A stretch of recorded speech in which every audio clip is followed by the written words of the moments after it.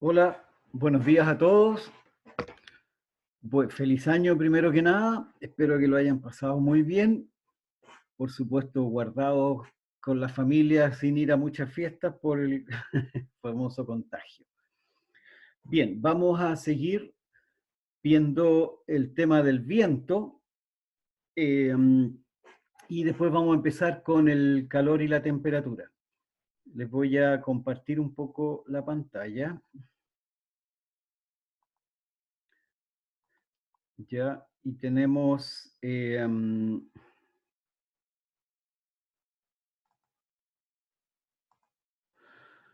tenemos entonces el aire. Al igual que el aire tiene presiones. Eso ya lo habíamos visto. Y este es un pequeño repaso. Y la presión depende de la cantidad de aire que hay arriba del lugar donde estamos midiendo la presión. Como se ve aquí en la figura, por ejemplo, donde esta flechita de abajo, esta flecha tiene una cierta presión que está dada por la masa de aire que hay arriba de ese punto. Mientras más abajo estemos, más aire va a haber por arriba y por lo tanto la presión va a ir aumentando. Es lo mismo que ocurre con el agua. Entonces, esas diferencias de presión, sabemos que en el fondo son fuerzas, porque la presión es la fuerza dividida por el área, por lo tanto van a haber fuerzas. Y esas fuerzas van a generar movimiento de aire y esos movimientos de aire van a ser el viento. Además tenemos otras presiones que son las presiones horizontales.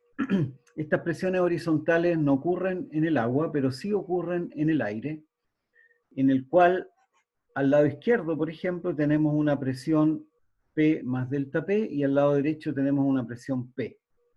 Por lo tanto, al lado izquierdo tenemos presión más alta que en el lado derecho.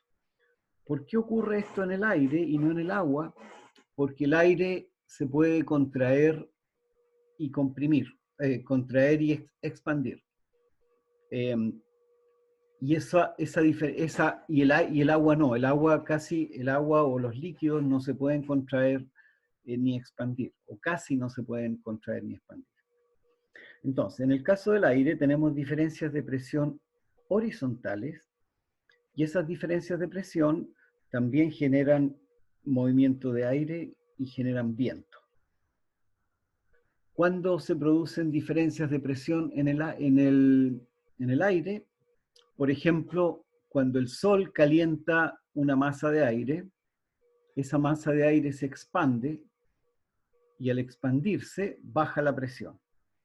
Y por lo tanto, en esa zona hay una presión más baja y en otras zonas donde el aire no está caliente hay una presión más alta y el aire entonces va desde donde hay más alta presión a más baja presión, porque la fuerza apunta en esa dirección. Entonces, tenemos esas dos fuerzas, los gradientes verticales y horizontales de presión, pero además hay otras fuerzas que están relacionadas con el viento. Una es la fuerza de Coriolis, que la vamos a ver en unos momentos, y lo otro es la fuerza de fricción. El aire, cuando se mueve, tiene una cierta, va a estar en contacto con la superficie, una parte del aire por lo menos, ¿cierto? Esa parte del aire que está en contacto con la superficie tiene siente una cierta resistencia al movimiento. Esa resistencia es la fricción y que hace que el aire se mueva más lento en contacto con las superficies. Entonces, y esto se da siempre, la velocidad del viento en altura es siempre mayor que la velocidad del viento más cerca de la superficie. Por eso, por ejemplo, los generadores eólicos, me imagino que los han visto, los generadores eólicos son unas tremendas torres que son más o menos altas. ¿Y por qué tan altas? Porque en altura el viento es mucho más, tiene más velocidad. ¿Y por qué? Porque en altura no existe o existe mucho menos fuerza de fricción con la superficie. Eh, entonces, esos conceptos hay que tenerlos claros. En un edificio pasa lo mismo. En un edificio más o menos alto, el viento, la velocidad del viento va a ser mucho más alta en los últimos pisos que en los primeros pisos. Por lo tanto, hay que considerar esos temas cuando se hacen los diseños de edificios. Bien, la fuerza de Coriolis es otra fuerza que actúa sobre el aire y sobre los aviones o sobre cualquier cuerpo que está en movimiento por sobre la Tierra. La fuerza de Coriolis en realidad es una fuerza ficticia, es el resultado del movimiento relativo entre la Tierra y los cuerpos. Veamos un poquitito qué es lo que significa esto. Cuando hay un cuerpo, un disco, o lo que sea, que está girando, se sienten, las personas que están sentadas en el disco, como se ve aquí en la figura, si el disco está girando, estas personas van a sentir fuerzas. Esas fuerzas no son reales, sino que son resultado del movimiento de la plataforma que está rotando. Si la persona está sentada y esta plataforma está quieta, la persona no siente ninguna fuerza, ¿cierto? Pero si es que la plataforma empieza a girar, la persona que está sentada aquí siente una fuerza hacia atrás. Y eso es lo que se llama la fuerza centrípeta, ¿ya? Cuando ustedes van en un auto, por ejemplo, y el auto dobla, si ustedes están con los ojos cerrados y no ven que el auto está doblando, van a sentir una fuerza hacia un lado, ¿cierto? Esa fuerza en realidad es una fuerza ficticia. Lo que está ocurriendo es que el auto dobla y ustedes tienden a seguir derecho. Pero como están dentro del auto, sienten que se mueven hacia una de las ventanas, ¿ya? Eso traten de pensarlo un poquitito, pero en realidad el efecto de ese movimiento, esa fuerza centrípeta que están sintiendo, ese sentir que ustedes se van hacia el lado en el auto, es en realidad que el auto se está moviendo en la dirección contraria y ustedes tienden a seguir derecho, ¿ya? Ese es el efecto de la fuerza centrípeta. Bueno, hay otra fuerza que es la fuerza de Coriolis, que es parecida a esta. ¿Qué ocurre?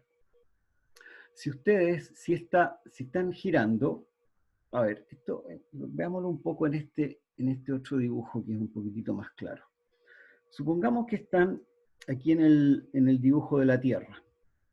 Supongamos que están aquí, ustedes están parados en el Ecuador y están mirando hacia el norte y desde el norte viene un avión. La Tierra gira en la dirección de esta flecha negra, gira en sentido antihorario, en este caso.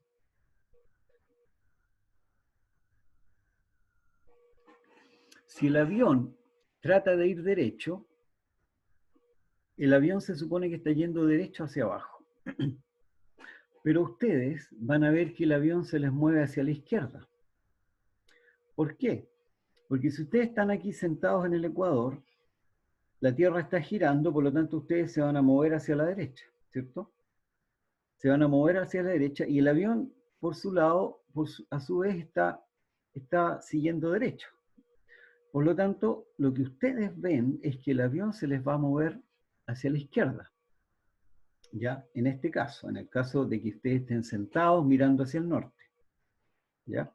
Hagan la prueba uno de estos días, se van al Ecuador, se sientan y empiezan a mirar un avión que viene del Polo Norte. Van a fijarse que ese avión se les va a mover hacia la izquierda. Ahora, ese efecto de movimiento relativo es lo que se llama la fuerza de Coriolis, ¿ya? El avión, entonces, lo que ocurre es que parece que se está moviendo hacia la izquierda. El efecto en el hemisferio sur es al contrario. si ustedes se dan vuelta y en vez de mirar hacia el norte, miran hacia el sur, y el avión viene desde el polo sur, ustedes van a ver que el avión se les mueve hacia la derecha. Por lo tanto, hay un movimiento relativo del avión hacia la derecha, ¿ya? Este efecto que ustedes ven en el avión ocurre también con el aire. El aire tiende a moverse en un caso hacia la derecha y en otro caso hacia la izquierda. Y ese aire, ese movimiento del aire, debido a que la Tierra está girando, también genera vientos. Y esos son vientos que afectan el movimiento de la... Bueno, que afectan el clima y que tienen que ser considerados cuando se hacen estimaciones de clima y de viento, ¿ya? Eso es lo que se llama la fuerza de Coriolis. Lo mismo pasa si si ustedes, aquí en este caso, a ver, esto no se ve demasiado bien aquí, pero lo pueden ver, fíjense. Si esta persona le tira una bolita al del frente, ¿ya? Y esta plataforma está quieta, la bolita va a seguir derecho y va a llegar hasta la persona que está al frente, ¿ya? Pero si resulta que esta plataforma está girando y ustedes le tiran la bolita al del frente, esa bolita se va a girar. ¿Por qué? Porque hay un movimiento de la plataforma. Y ese movimiento de la plataforma va a hacer que la bolita en realidad no siga derecho, sino que se mueva, en este caso, hacia la derecha, ¿ya? Tal como se ve en la figura acá. Esto entonces es lo que se llama la fuerza de Coriolis, y también es una fuerza que genera vientos. Pero de nuevo, la fuerza de Coriolis no es una fuerza ficticia, es una fuerza que aparece cuando uno está en una plataforma en movimiento. Por ejemplo, en la Tierra está en movimiento, por lo tanto, nosotros sentimos esta fuerza de Coriolis, ¿ya?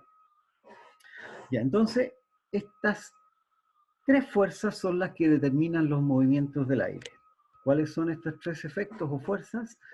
Los gradientes de presión, que son verticales u horizontales, la fuerza de Coriolis y la fuerza de fricción en las superficies.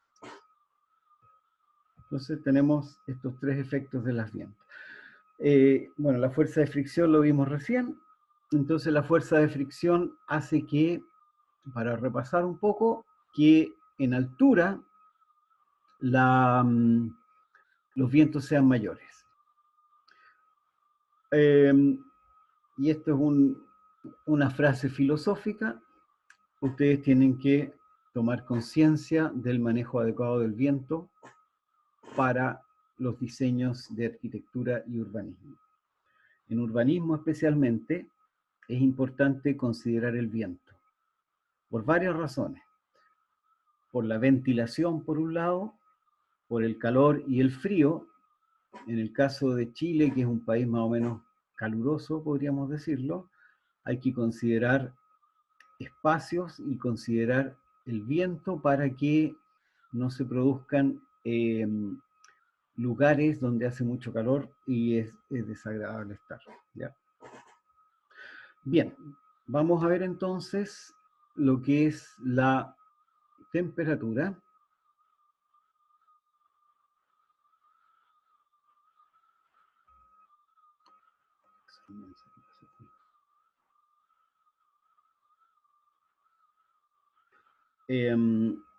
Acá. Ya, la temperatura y el calor. Primero, algo ya sabemos de lo que es la temperatura y el calor, ¿cierto? Microscópicamente, a nivel de átomos y de moléculas, la temperatura es proporcional a la energía cinética de traslación y vibración. Déjenme corregir aquí que hay unos problemas de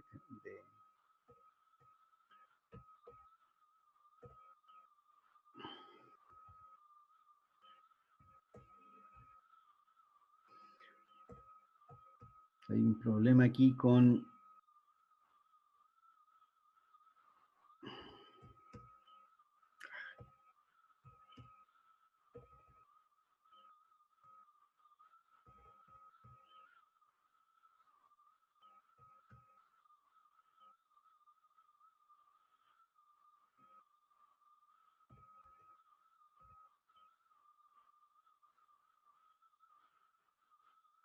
Ya, entonces, igual me faltó un acento.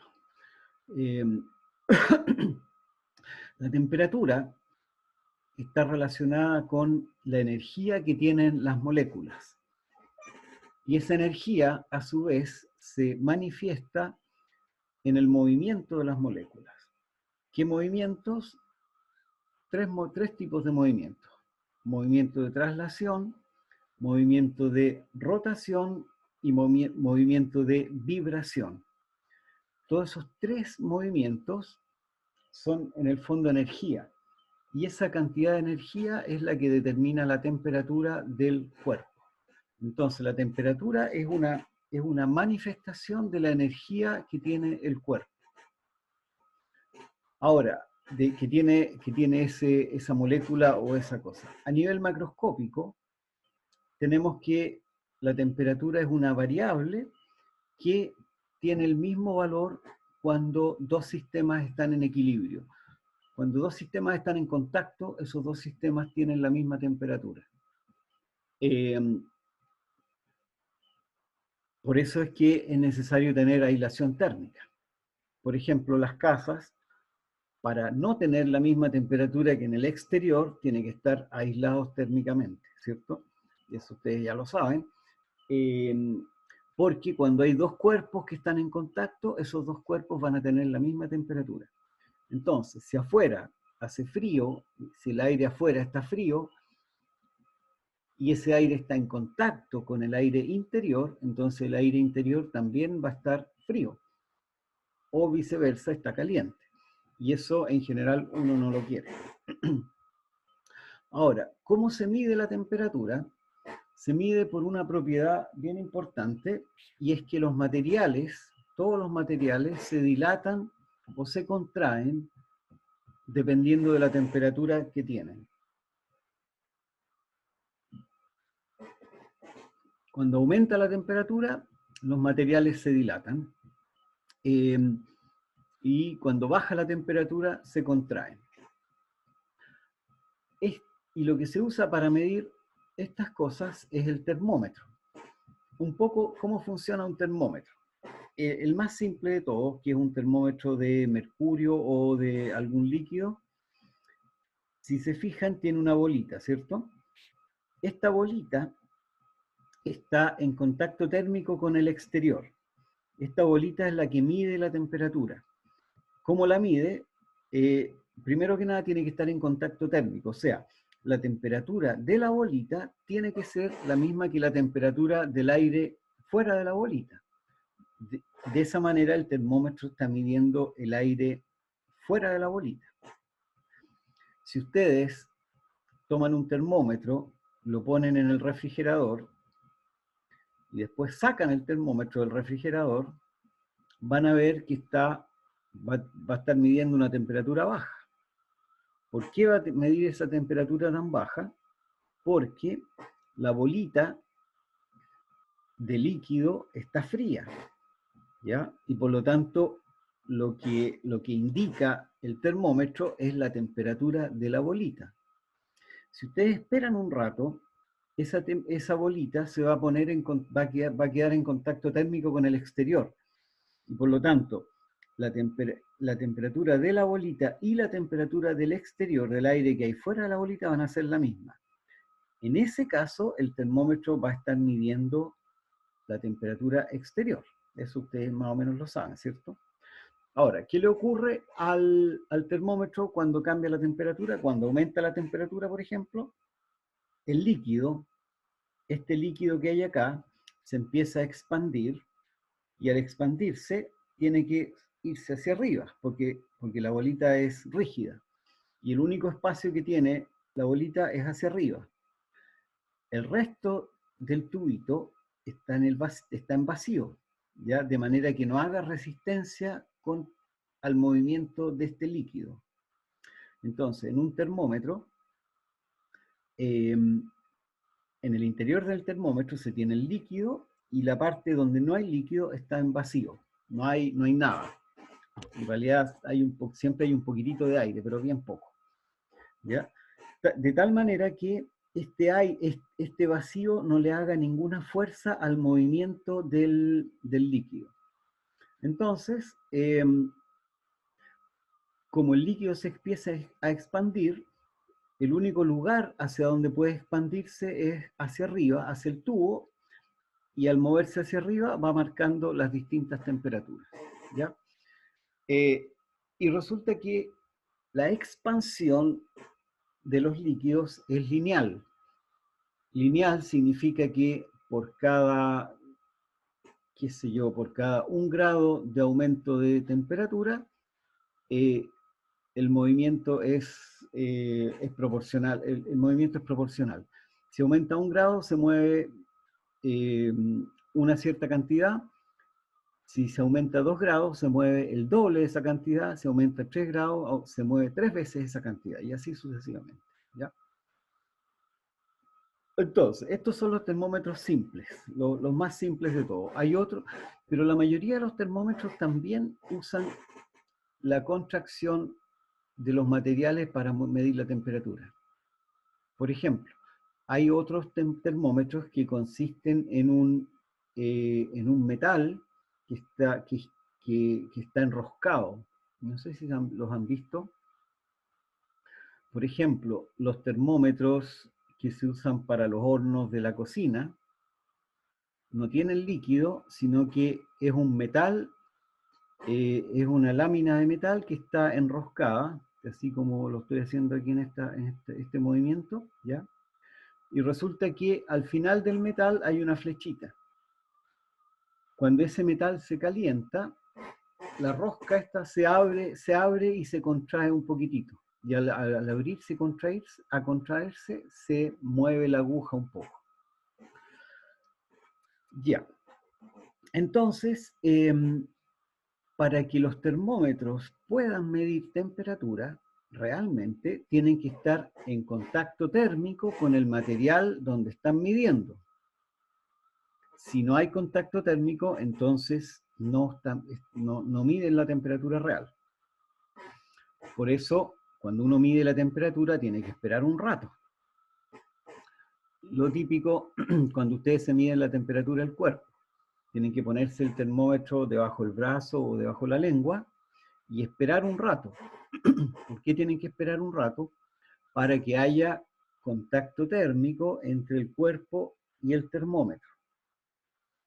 Y una vez que el cuerpo y el termómetro estén a la misma temperatura, en ese caso, el termómetro mide la temperatura del cuerpo, ¿ya?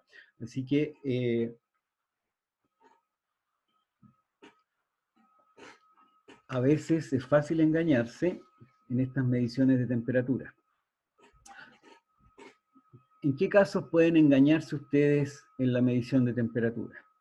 Por ejemplo, si ustedes están en una casa y quieren medir la temperatura la temperatura del aire dentro de la casa y ponen un termómetro en la pared y resulta que a ese termómetro le llega el sol.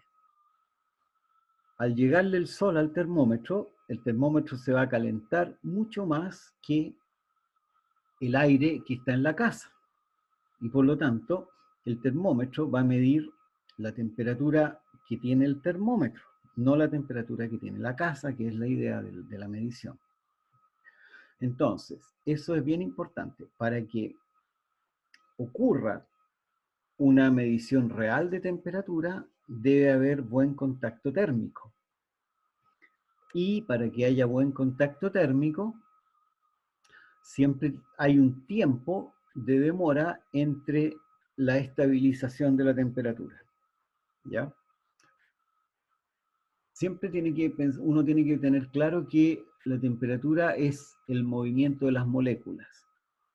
Y si uno tiene moléculas que se están moviendo muy rápido en un lado y muy lento en el otro, y las pone ambas en contacto térmico, las vibraciones de unas moléculas van a empezar a transferirse a las otras moléculas, ¿cierto? Pero eso va a ser un proceso que se demora un poco. Entonces, ese tiempo hay que considerarlo cuando uno mide temperaturas. Ya. El calor, entonces, está relacionado con la temperatura. La temperatura es una manera de medir el calor, de medir el movimiento de las moléculas, pero el calor, en el fondo, es la energía. A ver, van a tener que esperar un segundito porque el calor...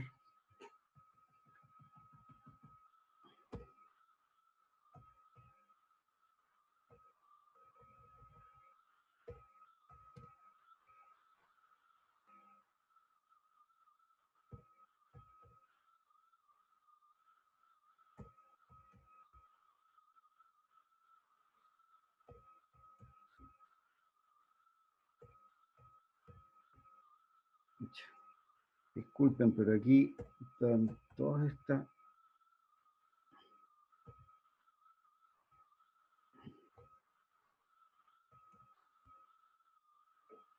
Está todo medio mal escrito aquí.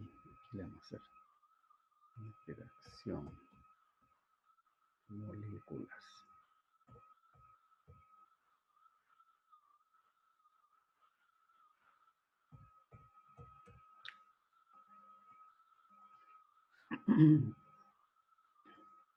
Bien, entonces, el calor es la energía que tiene un cuerpo. Y el calor se transmite de un cuerpo de mayor temperatura hacia otro con menor temperatura.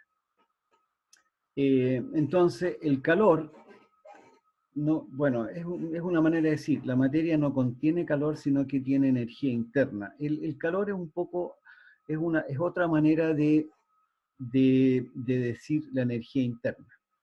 Y la energía interna es lo que les mencioné hace un rato, es la energía cinética de traslación, rotación y además hay que agregarle traslación,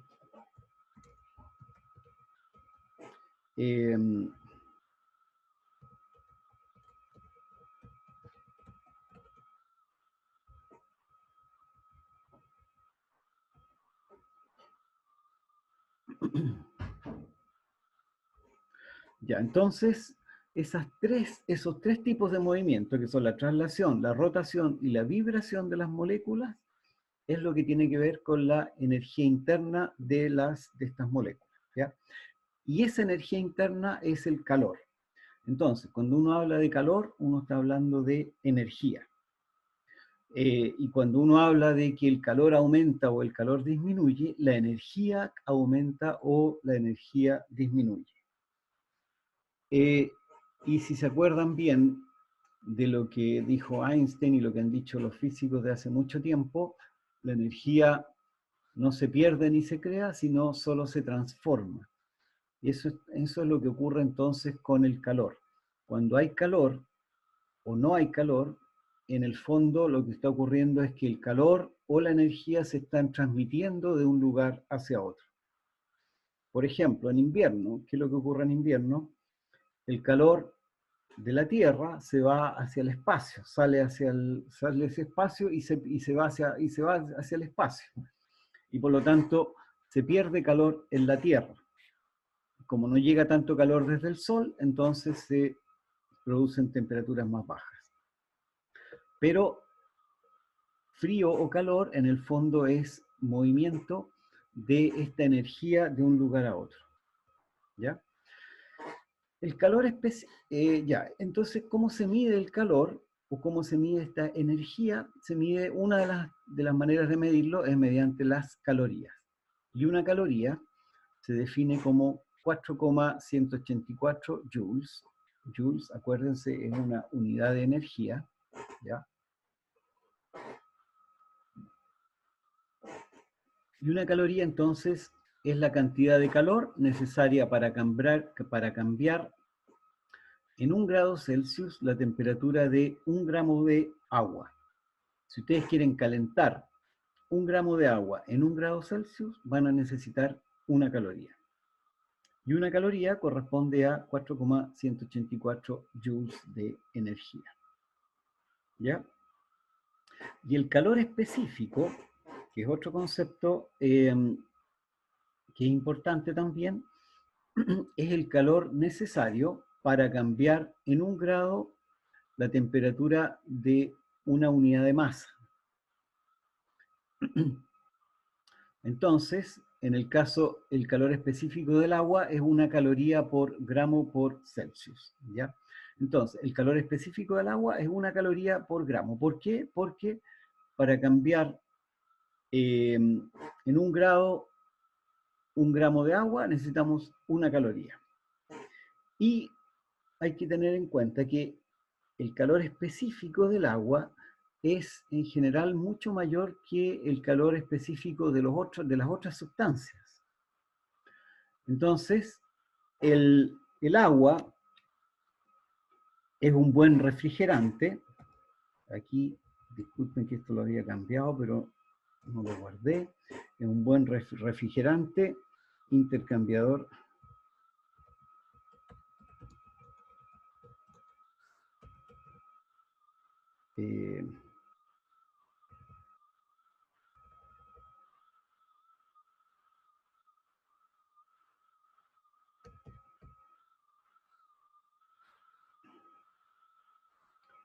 ya. El agua entonces tiene calor específico más grande que la mayoría de las sustancias. Por eso el agua es un buen refrigerante, sirve como intercambiador de calor o sirve para mantener el calor en algún lugar. Por eso es lo que habíamos visto hace un tiempo atrás, la clase pasada de hecho, que la temperatura de los lugares que están cerca del agua se mantienen con temperaturas más estables. ¿Por qué?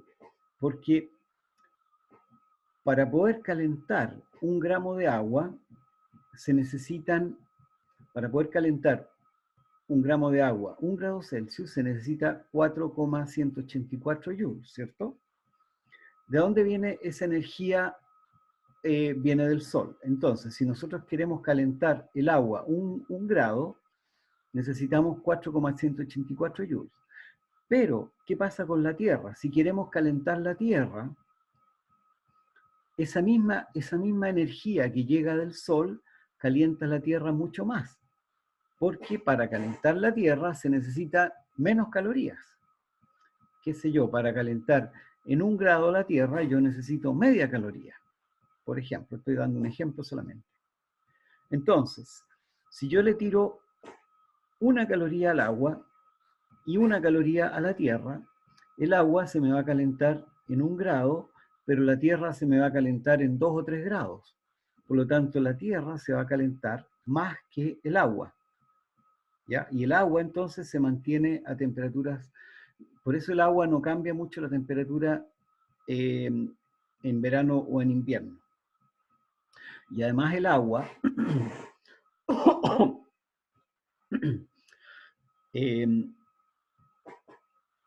como tiene calor específico más o menos alto, sirve para guardar calor. Por eso, cuando uno quiere intercambiar calor entre dos lugares, uno calienta agua y lleva esa agua caliente al otro lugar. Y esa agua caliente es capaz de llevar mucho calor o mucha energía al otro lugar. Por eso, el agua es lo que se usa en general para los refrigerantes, para intercambiar calor o para mantener el calor en algunos lugares.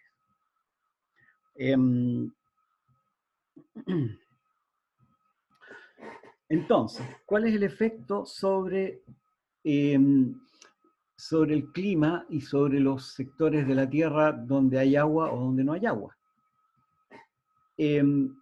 Aquí, lo que está escrito acá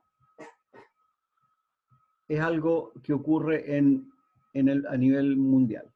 Por ejemplo, en Europa está muy al norte. De hecho, Europa está tan al norte, por ejemplo, como Canadá o como el norte de Estados Unidos, ¿ya? Pero en Europa no hace tanto calor ni tanto frío como hay en el centro de Estados Unidos o en el centro de Asia, en Rusia, o en el interior de Chile o en el mar. El caso, ustedes saben, por ejemplo, que en Santiago en verano hace más calor que en Valparaíso. Y en invierno, en Santiago hace más frío que en Valparaíso. Eso lo tienen claro, me imagino. ¿Por qué esta diferencia? Porque en verano el sol llega a Santiago y calienta la tierra. El mismo sol llega a Valparaíso y calienta el mar, o sea, le entrega la misma energía, en verano el sol le entrega la misma energía al agua que a la tierra, ¿cierto? Santiago y Valparaíso están más o menos en la misma latitud, por lo tanto tienen la misma cantidad de energía solar, le llega a ambos lugares. Sin embargo, el agua tiene mayor capacidad calórica que la tierra. Por lo tanto, el agua, al recibir la misma energía, no se calienta tanto como se calentaría la tierra. Y ese efecto, ¿qué es lo que tiene? ¿Cuál es el efecto que tiene eso? Simplemente que la tierra en Santiago se calienta más que la tierra o el agua que el sector de Valparaíso. Como el agua se mantiene más fría, el aire que está alrededor del agua también se mantiene más frío, y por lo tanto el aire a la vez se mueve entre la tierra y el mar. Entonces, en el sector de Valparaíso, el aire se mantiene más frío porque el agua se mantiene más fría. Y por lo tanto ese aire es el que mantiene toda la temperatura o todo el ambiente en el sector de Valparaíso a temperaturas más bajas, en verano. En invierno ocurre el caso contrario. En invierno la temperatura del agua no es que esté caliente, pero no está demasiado fría tampoco. En cambio, en invierno, en Santiago, el suelo se enfría mucho en la noche. ¿Por qué? Porque el suelo no tiene mucha capacidad calórica. Por lo tanto, si el suelo pierde un poco de energía, se enfría mucho, ¿ya? Y ese efecto ocurre en todos los lugares donde están cerca del mar. El mar en general es un moderador de la temperatura. Todas las ciudades que están cerca de la costa tienen temperaturas más moderadas que las ciudades que están al interior. Los casos extremos en Chile son, por ejemplo, en Antofagasta y en Calama.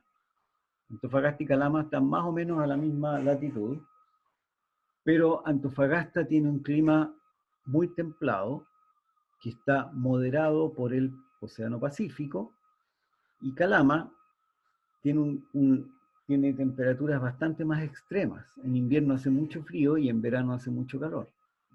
Y de hecho, entre el día y la noche hay mucha diferencia de temperatura en Calama. ¿Por qué? Porque está en un lugar sin agua y por lo tanto no tiene nada que modere la temperatura. Entonces, los diseños que existan para los lugares donde hay agua o donde están en los alrededores de lagos grandes o en la costa del mar, tienen que considerar el hecho de que las temperaturas no varían tanto. En cambio, en el interior las temperaturas sí varían. Los casos más extremos ocurren, por ejemplo, en el hemisferio norte. Siberia está más o menos al norte, pero está al interior de mucha tierra. Por lo tanto, en verano hace mucho calor y en invierno hace mucho frío.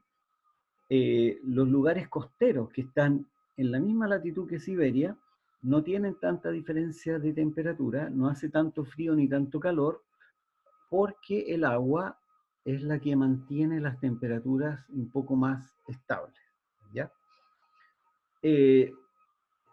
Y eso, bueno, en el caso de Siberia es clarito. En Siberia hay temperaturas muy bajas en invierno, pueden llegar a, qué sé yo, a 40, 50 grados bajo cero. Bueno, no sé si tanto, pero 40 deben llegar.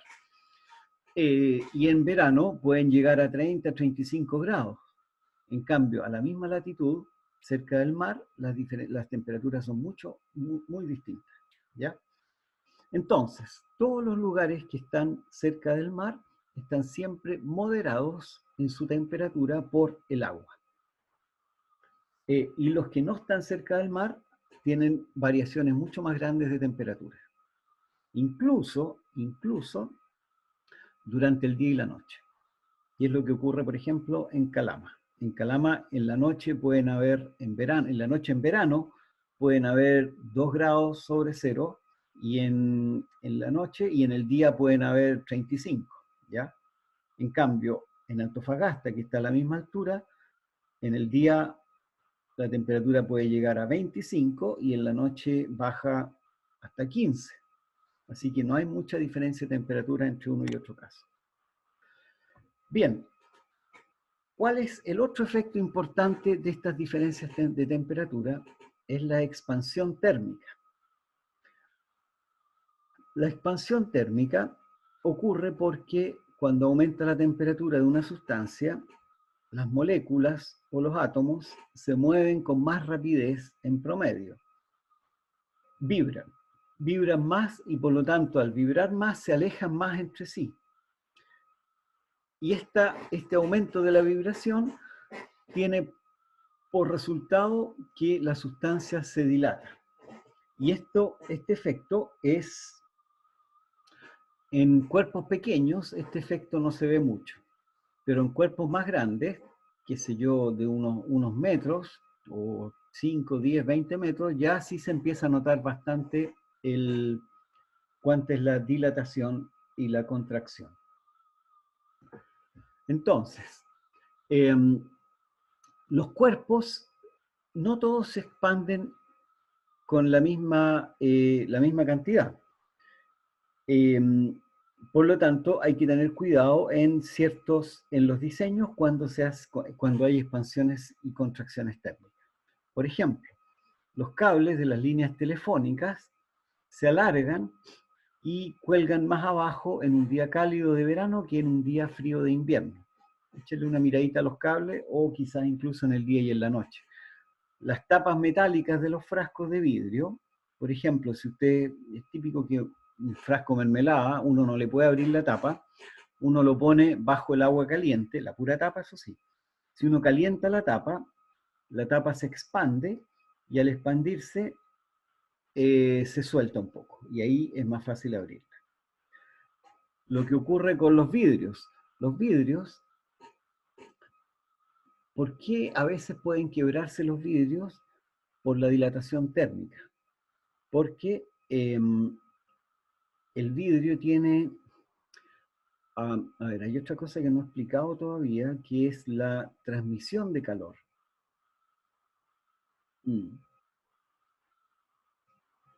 La transmisión de calor, ¿lo tengo por aquí o no? Expansión del agua, conducción. Sí, lo vamos a ver un poquitito más adelante.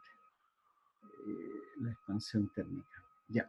Entonces, cuando hay un vidrio hay una parte que está caliente y otra parte que está fría, la parte que está caliente tiende a expandirse, ¿cierto? Y la parte que está fría se mantiene igual. Entonces, se producen fuerzas porque en un lado está más expandido y en otro lado está menos expandido y eso podría romper el vidrio. Lo mismo ocurre con las estructuras más grandes. Por ejemplo, los caminos. Los caminos durante el día se expanden y durante la noche se contraen.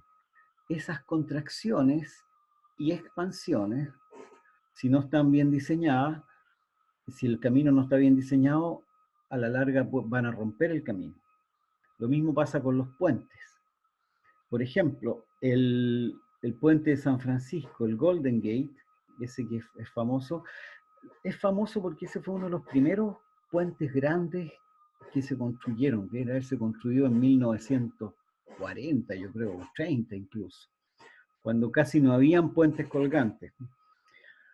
Ese puente se contrae más de un metro, imagínense, cuando el clima es muy frío. En el asfalto también pasa lo mismo. Los puentes, ¿se han fijado en los pasos sobre nivel de las carreteras? Si se fijan con cuidado, van a ver que los puentes están diseñados con unas placas, y esas placas están separadas unas de otras por 2 o 3 centímetros.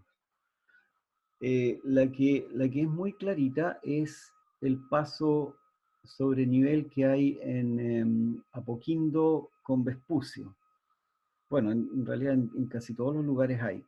Si se fijan bien en los puentes, esos puentes tienen las placas que les digo, están separadas entre ellas por 2 o 3 centímetros. ¿Por qué se hace esto? Porque si hace calor, esas placas se expanden, y si no tuvieran lugar para expandirse, van de a poco rompiendo la estructura. Lo mismo, si se contrae y no tiene lugar para contraerse, entonces va rompiendo la estructura. Los odontólogos, por ejemplo, usan materiales de relleno que tienen la misma tasa de dilatación que los dientes. Los pistones de aluminio de algunos motores tienen diámetros que son un poco menores que los del acero, para considerar la dilatación del aluminio.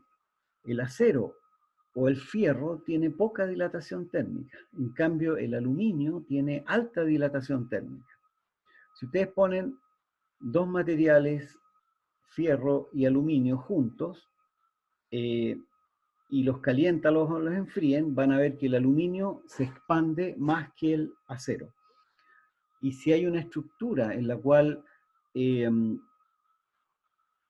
la diferencia de largo o la diferencia de tamaño de uno y otro es importante, entonces esa estructura se les puede romper. ¿Ya? Entonces, cuando se calculan las distintas estructuras, hay que calcular o estimar cuál es la expansión térmica diferencial. O sea, cuánto se expande un material con respecto al otro. Y en general hay que tratar de usar materiales que, cuando los materiales están en contacto uno con otro, hay que usar materiales que tengan expansión térmica similares. ¿Ya? En el caso del agua,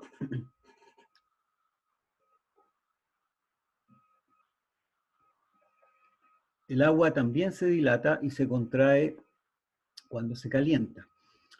Pero el agua le ocurre una cosa un poco rara, que el tamaño mínimo o la dilatación mínima es a los 4 grados de temperatura. Si tenemos un frasco con agua y ese frasco con agua lo empezamos a calentar, esa agua se va a empezar a expandir, como muestra aquí la curva que se ve en esta figura, ¿ya? Ahora, si ustedes tienen una botella y esa botella la llenan hasta el final y no dejan nada de aire dentro, y la botella la ponen a calentar o la enfrían, esa botella puede explotar. ¿Por qué? Porque el agua empieza a calentarse y al calentarse se expande, y al expandirse se expande más, el agua se expande más que el vidrio y puede romperse. Y lo mismo cuando se contrae. Si ustedes la botella esa la dejan, si dejan una botella de vidrio, la cierran bien cerrada, sin aire dentro, y la ponen a congelar, esa botella se les puede romper. ¿Ya? ¿Por qué? Porque el agua tiene este efecto raro. A los 4 grados es el tamaño mínimo, el volumen mínimo. Si se empieza a enfriar más de los 4 grados, empieza a expandirse. Y a los 0 grados el agua se congela, y el agua al congelarse se expande más todavía. ¿Qué es lo que ocurre con el agua entre los 0 y los 4 grados. Se empiezan, cuando el agua baja de los 4 grados, se empiezan a crear unos microcristales, unos cristales chiquititos de hielo que no se alcanzan a ver, pero que sí existen. Y esos cristales tienen tamaño, tienen volumen más grande que el agua. Por lo tanto, como un todo, el agua se empieza a expandir, ¿ya? Y después, por supuesto, cuando el agua se congela, se expande más todavía, ¿ya? Entonces, siempre, en el caso del agua, siempre se debe dejar aire dentro de una botella de agua o de algún líquido. ¿Por qué? Porque el aire se puede comprimir y expandir sin problema. De manera que cuando el agua se congele, por ejemplo, el aire ocupa el espacio, perdón, cuando el agua se congela, ocupa el espacio del aire, el aire se contrae un poco y el aire se puede contraer sin problema, ¿ya? Y por eso no se rompen los materiales. Sin embargo, estas cosas no siempre ocurren en la naturaleza. ¿Qué ocurre en la naturaleza? En los lugares de montaña, por ejemplo, cuando llueve, el agua se mete dentro de las piedras. En la noche, esa agua se expande. Y al expandirse, muchas veces no tiene lugar donde salir porque está metida dentro de la piedra. Y por lo tanto, se expande y al expandirse rompe las piedras. Y eso produce explosiones de piedras. Y eso ocurre en la montaña. De hecho, si ustedes van a la montaña, van a ver que hay muchas piedras que están rotas, que pareciera que están rotas. Bueno, y eso ocurre porque el agua, al expandirse y contraerse durante el día, genera estas roturas, ¿ya?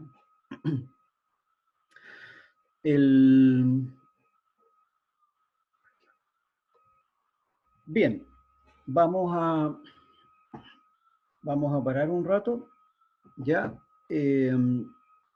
para tomarme un café, así que vamos a seguir en unos 10, 15 minutos más, vamos a seguir la clase, ya, así que nos vemos en un ratito. ¿Qué más? Vamos a poner en pausa la grabación.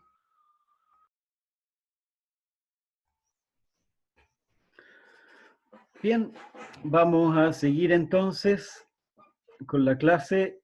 Vamos a seguir viendo el calor y su efecto en el clima. Entonces les voy a compartir pantalla nuevamente. Entonces, estábamos con el agua, que el agua se expande y se contrae, y este efecto es debido al movimiento de los átomos del líquido, ¿ya? Ahora, siempre que se produce transferencia de calor en un cuerpo, esa transferencia de calor está relacionada con la masa, el calor específico y la diferencia de temperatura. Denme un segundito. Ahí sí. Entonces, acuérdense que calor es la energía que tiene el cuerpo. Cuando hay movimiento de calor, esa cantidad de calor que se mueve tiene que ver con la masa del cuerpo. Si el cuerpo es más grande, entonces el calor que se puede mover o el que puede acumular es mucho más. La capacidad calórica, si la capacidad calórica es alta, el cuerpo puede acumular más calor y tiene que ver con la diferencia de temperatura. Entonces, cuando dos cuerpos están en contacto, esos dos cuerpos tienen la misma temperatura. ¿Por qué? Porque se produce transferencia de calor de un cuerpo hacia el otro hasta que ambos tienen la misma temperatura. Acuérdense que la temperatura tiene que ver con la vibración de los átomos. Por lo tanto, y cuando están en contacto, la vibración y el movimiento de los átomos es la misma de los dos cuerpos. Ya, entonces veamos, por ejemplo, veamos algunos ejercicios aquí. Por ejemplo, tenemos dos masas de agua de 50 gramos cada una. Una está a 20 grados Celsius y la otra está a 10 grados Celsius. ¿Qué pasa si nosotros mezclamos estas dos masas de agua? Como están a diferente temperatura, una está a 20 grados y la otra está a 10 grados, al estar en contacto una con la otra, la temperatura va a alcanzar un equilibrio que va a ser alguna temperatura intermedia, ¿cierto? La masa más caliente le va a entregar calor a la masa más fría, por lo tanto la masa más caliente se va a enfriar y la masa más fría se va a calentar. ¿Cómo podemos calcular esa temperatura final? Primero que nada, sabemos que la temperatura final va a ser la misma, ¿ya? Y después, sabemos que el calor que una masa le entrega a la otra es el mismo calor que la otra masa la recibe. La masa que está a 20 grados le entrega una cierta cantidad de calor a la otra masa, ¿cierto? Esa cantidad de calor que le entrega es obviamente la misma que la cantidad de calor que la otra masa recibe. Si ustedes le entregan 5 peras a un vecino, ustedes dan 5 peras, pero el vecino recibe 5 peras, ¿cierto? Es más o menos obvio. Entonces, el calor transferido es el mismo, uno lo entrega y el otro lo recibe, y la temperatura final es la misma. Entonces, usamos esta formulita que tenemos acá, que el calor es igual a la masa por la capacidad calórica por la diferencia de temperatura, ¿ya? Y sabemos entonces que ambas porciones de agua tienen que estar a la misma temperatura, T. Los 50 gramos a 20 grados le ceden calor Q1 a los 50 gramos a 10 grados Celsius, ¿ya? Y los 50 absorben ese calor. El calor que uno entrega es el mismo que el calor que el otro recibe. Por lo tanto, Q1 igual Q2. Uno es positivo y el otro es negativo, pero Q1 igual a Q2, ¿ya? Entonces, igualamos el calor que uno entrega con el calor que el otro recibe. Entonces, el calor que uno entrega, que son 50 gramos, por una caloría por gramo, porque es agua, por la diferencia de temperatura. La primera masa, la que entrega, tiene una temperatura inicial de 20 grados y una temperatura final T, que es la que queremos calcular.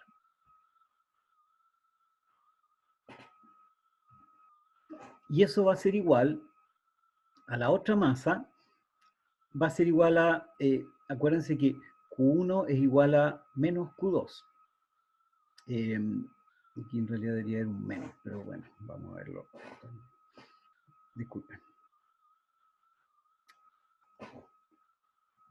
Ya, entonces, eso va a ser igual a 50 gramos porque la segunda masa también tiene 50 gramos por una caloría por gramo, que es el calor específico del agua, por T menos 10. ¿Por qué tengo aquí T menos 10 y aquí tengo 20 menos T? Porque este de acá es negativo con respecto al primero. El primero, el que entrega, es positivo y el que recibe es negativo, ¿ya? Por eso es T menos 10 y no 10 menos T, ¿ya? La temperatura, la diferencia de temperatura es la temperatura inicial menos final, ¿ya? Bueno, y aquí calculamos, hacemos el cálculo y nos da que la temperatura final es 15 grados, ¿ya? Veamos este otro ejercicio. ¿Cuál sería la temperatura final de 100 gramos de agua que están inicialmente a 20 grados Celsius, después que en ella se sumerge un bloque de acero de 100 gramos también, que está inicialmente a 40 grados Celsius, sabiendo que el calor específico del acero es 0,12 calorías por gramo por Celsius. Fíjense la diferencia. El agua tiene un calor específico de 1 caloría por gramo por Celsius y el acero tiene 0,12 calorías por gramo por Celsius. Por lo tanto, el acero tiene mucho menos calor específico. ¿Y qué significa eso, por ejemplo? Si ustedes tienen un fierro en el suelo y tienen un poco de agua en el suelo, la misma, y se calienta eso con el sol, el acero se les va a calentar mucho más que el agua. Y eso uno lo puede notar, ¿cierto? Cuando ustedes tocan un fierro que está al sol, el fierro está bien caliente y el agua no está tan caliente. Ya, ¿cómo calculamos esto? De la misma manera. El agua está a 20 grados y al ponerle el fierro, el acero más caliente, el agua va a subir de temperatura, ¿cierto? ¿Cuánto va a subir? No sabemos. El acero está a 40 grados y ese acero va a bajar su temperatura porque el agua está más fría. Pero lo que el acero, la energía que el acero le entrega al agua es la misma energía que el agua recibe. O sea, Q1, en realidad aquí es Q1 igual a, déjenme, Q1 es igual a menos Q2, ¿ya?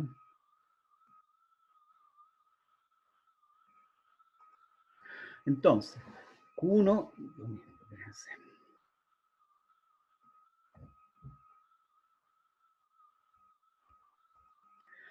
la energía que el acero entrega energía y el agua recibe energía. Entonces, en el caso del acero tenemos 100 gramos, que es la masa, por 0,12 calorías por gramo, que es el calor específico, por la diferencia de temperatura.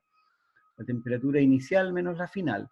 La inicial es 40 y la final es T, que no la conocemos. Y eso va a ser igual a menos Q2, que sería 100 gramos, que serían los gramos de agua, por 1 caloría por gramo, que es el calor específico del agua, por T menos 20. Como este es negativo, aquí tenemos T menos 20 y no 20 menos T, ¿ya? Resolvemos esta ecuación y calculamos que T igual a 22,14 grados. Entonces, fíjense bien que el agua sube su temperatura de 20 a 22 y el acero baja la temperatura de 40 grados Celsius, que era lo inicial, a 22,14. Fíjense entonces que el acero baja mucho más su temperatura que lo que sube el agua, ¿ya? A pesar de que es la misma masa, la masa del acero es la misma masa que la del agua, pero en un caso cambia mucho más la temperatura que el otro. Y esto nos muestra que el agua es un buen refrigerante. ¿Por qué? Porque se fijan que el agua mantiene más la temperatura que los otros. Entonces, si uno tiene un cuerpo que está rodeado de agua, o no sé, una casa que ese cuerpo no va a cambiar mucho su temperatura si tiene mucha agua. En cambio, si el cuerpo está seco, sí va a cambiar su temperatura. ¿Ya? Veamos. Entonces, cuando dos cuerpos que están a distinta temperatura se ponen en contacto, hay transferencia de calor desde un cuerpo al otro. Eso ya lo sabemos, ¿cierto? La transferencia, eh,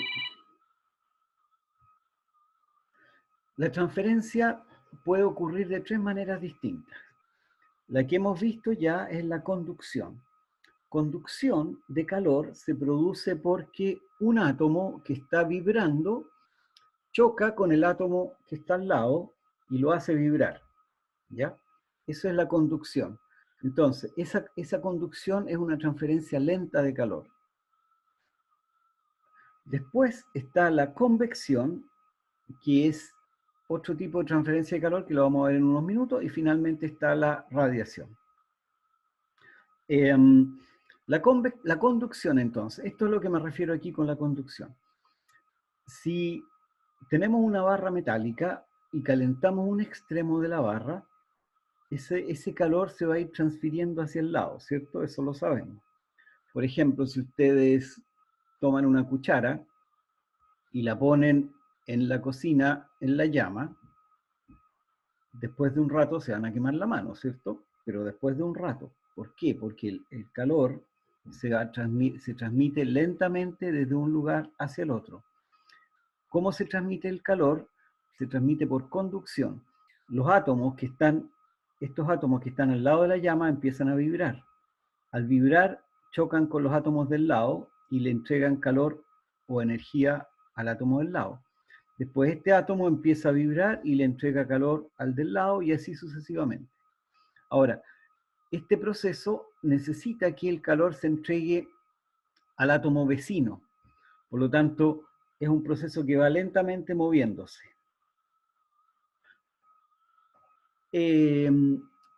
Y esa transmisión depende del material y depende del material también. Por ejemplo, si ustedes tienen un pedazo de madera y ese pedazo de madera lo calientan, se van a dar cuenta que al otro lado casi no llega calor.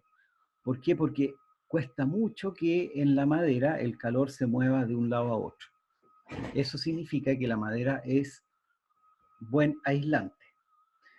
¿Por qué los metales son buenos para transmitir calor y la madera no, por ejemplo?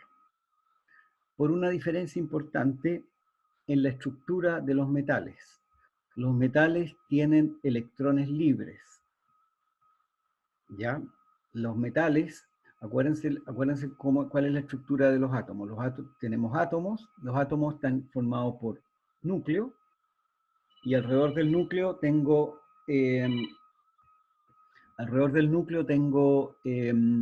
los electrones.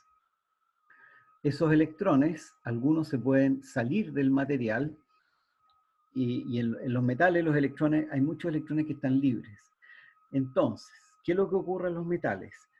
Si yo tengo un electrón aquí cerca de la llama, ese electrón se me puede calentar o empieza a vibrar, y como está libre, se puede mover rápidamente hasta otro sector de la barra.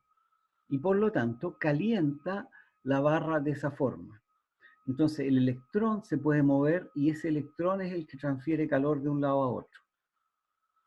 En cambio, en la madera o en otros materiales, no hay electrones libres y por lo tanto el calor, la única manera que tiene de transmitirse es que se vaya moviendo de un átomo al que está al lado.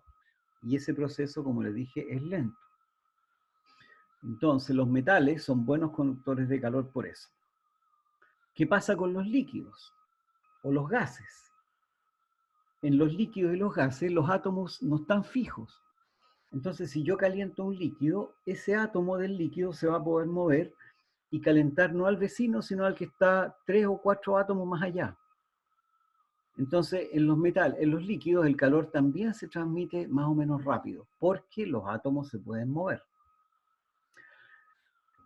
La madera y los otros materiales aislantes, ahí hay un problema porque los átomos no se mueven, y al no moverse el calor se transmite de manera muy lenta, ¿ya?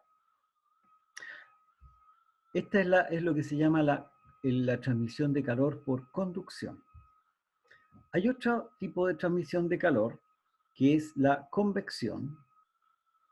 Y la convección requiere que existan materiales en los cuales los átomos se puedan mover. Esto es más o menos, esto ustedes todos lo conocen. La convección ocurre cuando, por ejemplo, en un líquido el líquido se calienta por abajo, ¿cierto? En una tetera o ahora en un hervidor eléctrico.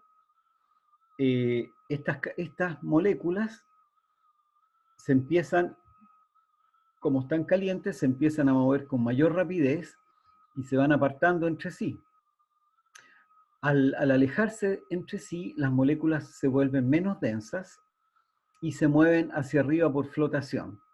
y se forma una corriente de convección. Entonces, las moléculas que están aquí cerca de la llama se mueven hacia arriba, pero como se mueven hacia arriba queda un espacio, y ese espacio es llenado por las moléculas que están en los lados. Entonces se produce un movimiento circular, como lo que se ve aquí en la figura, y ese movimiento circular se llama convección. Y la convección existe en la atmósfera también.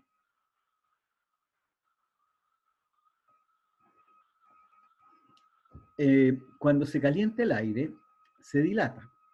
Al hacerlo, se vuelve menos denso que el aire que lo rodea y por lo tanto sube por flotación. Entonces el aire que es menos denso sube.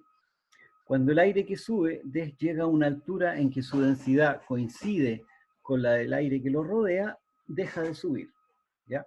Esto se observa, por ejemplo, cuando el humo de una fogata. El humo de una fogata sube y después, a medida que va subiendo, se va enfriando y deja de subir cuando la temperatura del humo se mantiene o llega a la misma temperatura y densidad que el aire que la rodea. Entonces en ese momento ya no sigue subiendo. El aire que sube se expande porque hay menos presión atmosférica arriba. A medida que se expande se va enfriando. Ahora aquí hay un experimento que ustedes pueden hacer. Con la boca abierta exhala sobre la mano. El aliento es tibio. A ver, hagamos la prueba ahora. El aliento es tibio. Ahora repitamos el mismo ejemplo, pero con los labios juntos para que el aire salga por una abertura pequeña y se expanda al momento de salir de la boca.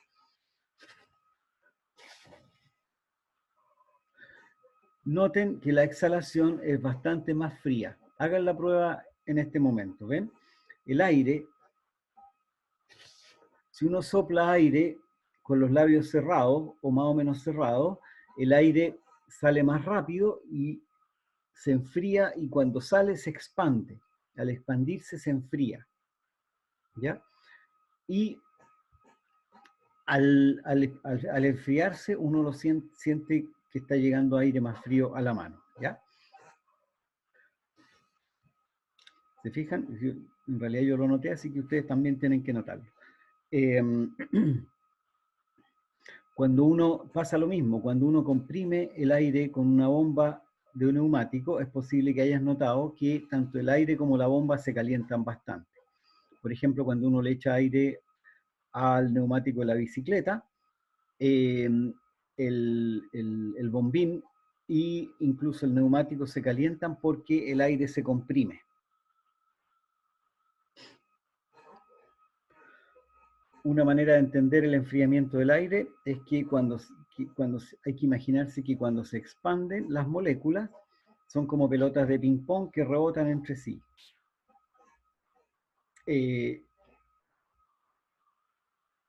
Y mientras más chocan entre sí, más calientes están. Ya, entonces esto es lo que se llama el movimiento de convección. Finalmente está el tercer método para transferencia de calor, que es la radiación. La radiación, se produce por transferencia de calor mediante ondas electromagnéticas. Y esas ondas electromagnéticas pueden salir al espacio o pueden llegar desde el Sol hacia la Tierra. La radiación es un efecto importante de enfriamiento y calentamiento de la Tierra. En la noche, entonces, la Tierra se enfría porque la Tierra emite radiación y esa radiación se va al espacio. Y al irse al espacio, la Tierra pierde calor. ¿Ya? Entonces, todos estos efectos son los que producen cambios en la superficie de la Tierra, cambios en el clima, cambios en el movimiento de aire y en los vientos. Entonces, por ejemplo, en cuando llega la radiación del Sol, la mayor parte de la radiación es absorbida por el suelo. La atmósfera absorbe una pequeña cantidad de radiación, por lo tanto la atmósfera no se calienta, pero la mayor cantidad de la radiación es absorbida por el suelo, y por lo tanto el suelo se calienta. Ahora, esa misma radiación que llega al suelo llega al agua también, por ejemplo. Pero ustedes ya saben que el agua tiene mayor capacidad calórica que el suelo.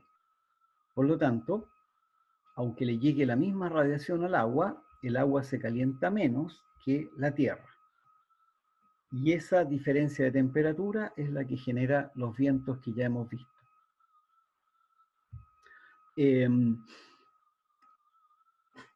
También hay que acordarse que la atmósfera con la radiación del Sol no se calienta. ¿Por qué? Porque la atmósfera es transparente. Si la atmósfera no fuera transparente, ahí se calentaría porque al no ser transparente absorbe la radiación. Pero como es transparente, no absorbe la radiación. ¿Ya?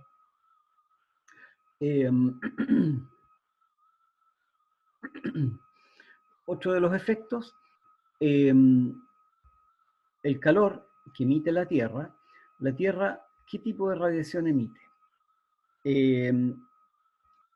Si se acuerdan de una de las primeras clases que hicimos, los cuerpos emiten radiación dependiendo de su temperatura.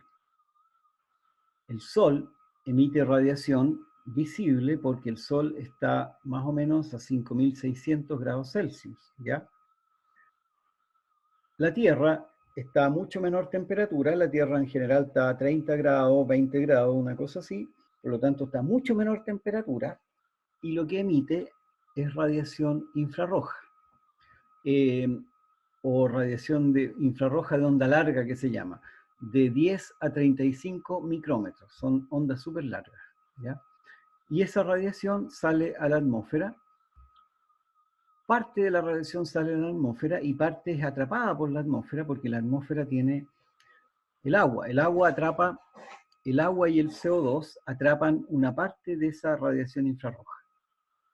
Entonces, aproximadamente un 30% del calor que emite la Tierra se escapa al espacio exterior. Bien, pues todas esas diferencias de temperatura, todos estos efectos son los que producen el clima y son los que producen los vientos, las diferencias de temperatura en distintos lugares. Un poco para resumir y pensar qué cosas son las importantes. El agua tiene mucha capacidad calórica comparada con los demás materiales. Por lo tanto, el agua se calienta y se enfría mucho menos que cualquier otro tipo de material. Por eso las piscinas uno puede bañarse. Durante el día la piscina se mantiene razonablemente fría y uno puede bañarse y refrescarse. Y el suelo no. Si el agua tuviera menos capacidad calórica, se calentaría mucho más rápido y sería como meterse en una sopa.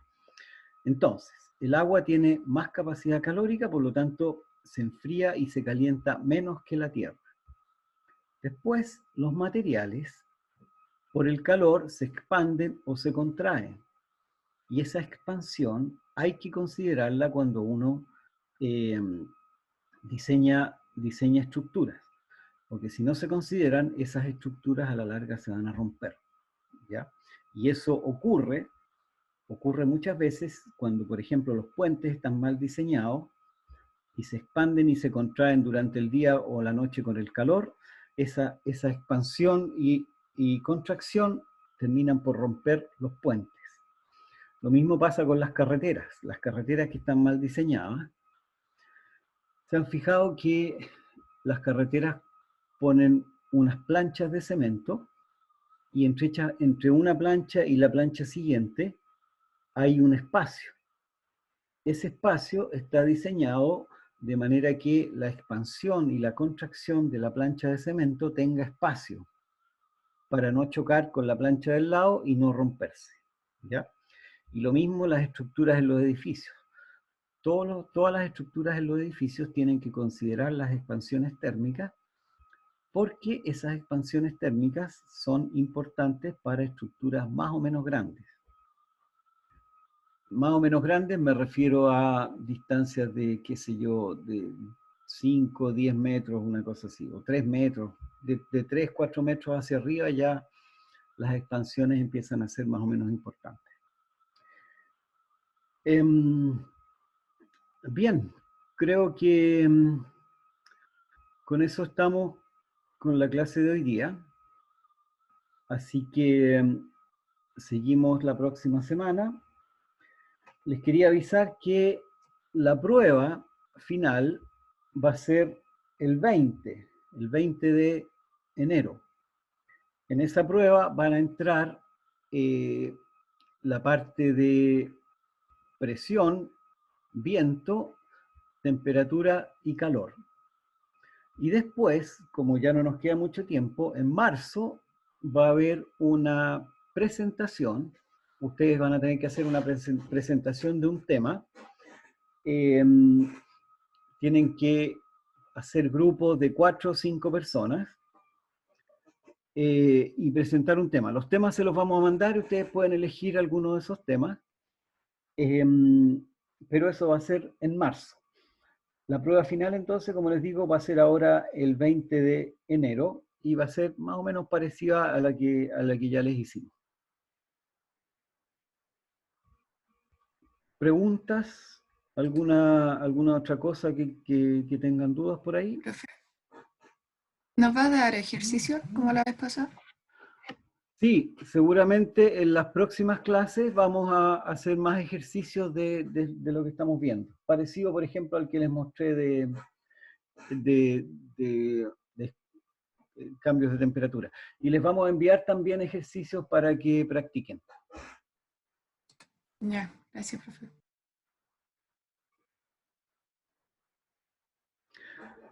Bien, ha sido un gusto entonces, que les vaya muy bien y nos vemos la próxima semana. Ya, chaito. Chau, chau. Chao, profe, gracias. Chau.